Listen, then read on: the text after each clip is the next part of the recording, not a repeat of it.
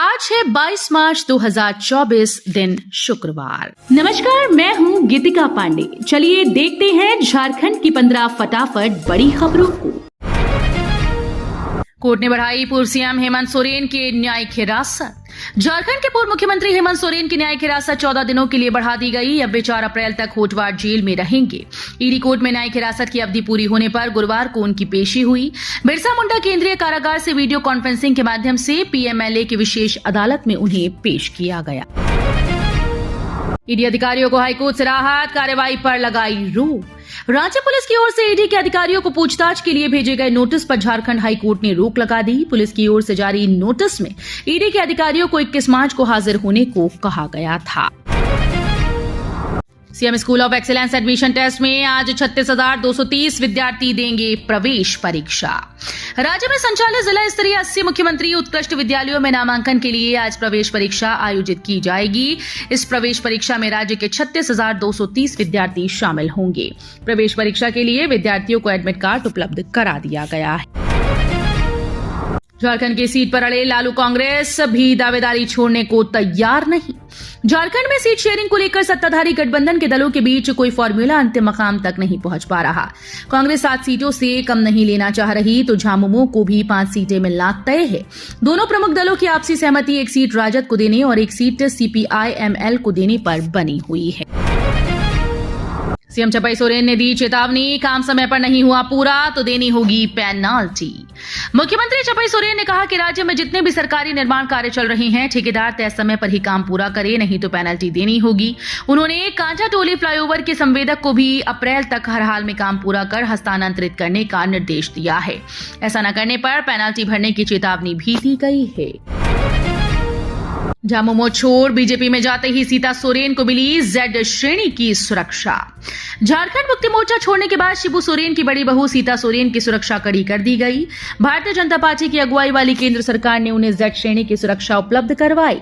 पहले उन्हें वाई श्रेणी की सुरक्षा प्राप्त थी। भाजपा में शामिल होने के बाद उनकी सुरक्षा बढ़ा दी गई।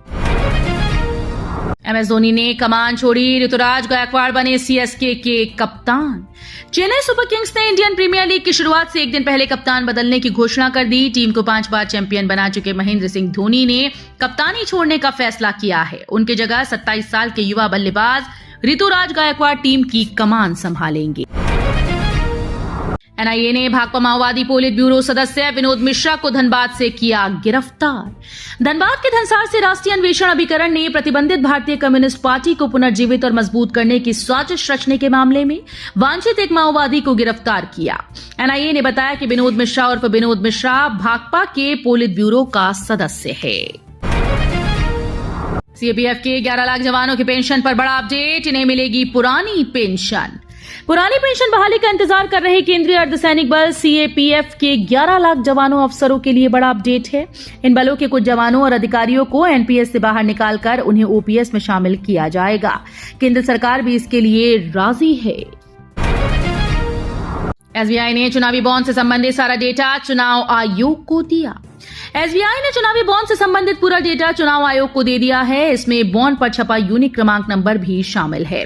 पहले दिए गए अपने डेटा में एसबीआई ने इस यूनिक नंबर की जानकारी नहीं दी थी, जिसके बाद उसे सुप्रीम कोर्ट ने फटकार लगाई थी।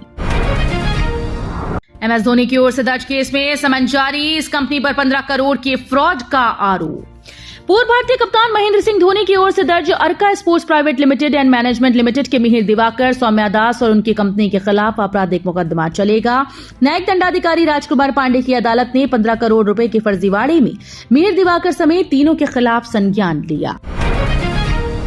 रांची में सब इंस्पेक्टर मीरा सिंह के घर ईडी की रेड, 20 लाख कैश मिलने की खबर।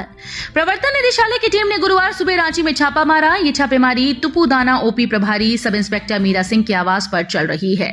इसके अलावा कांग्रेस नेता के तौर पर जाने जाने वाले जमीन कारोबारी लाल मोहितनाथ शाहदेव के घर पर भी रेड पड़ी है।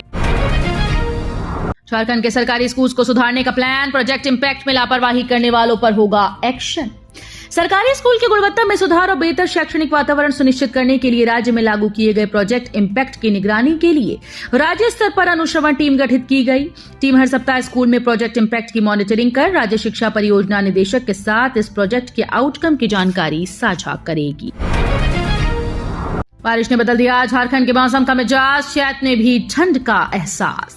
झारखंड में अगले 24 घंटों के बाद से मौसम साफ होने की संभावना व्यक्त की गई। इस दौरान राज्य के संताल परगना और आसपास में कहीं कहीं बादल छाए रहेंगे। हल्की बारिश होने की संभावना व्यक्त की गई। झारखंड बिहार सीमा पर कार से 33 बोतल अवैध शराब जब्त, चालक गिरफ्तार। बिहार से लगने वाली गोड्डा जिले की सीमा पर पुलिस ने एक कार से 33 बोतल अवैध अंग्रेजी शराब बरामद की। गोड्डा एसपी को मिली गुप्त सूचना के आधार पर मेहरमा थाना पुलिस ने बीती रात करीब 1:30 बजे फिरोजपुर स्थित बिहार की सीमा से सटे गोविंदपुर चेक पोस्ट पर बैरियर लगाकर वाहन चेकिंग शुरू की।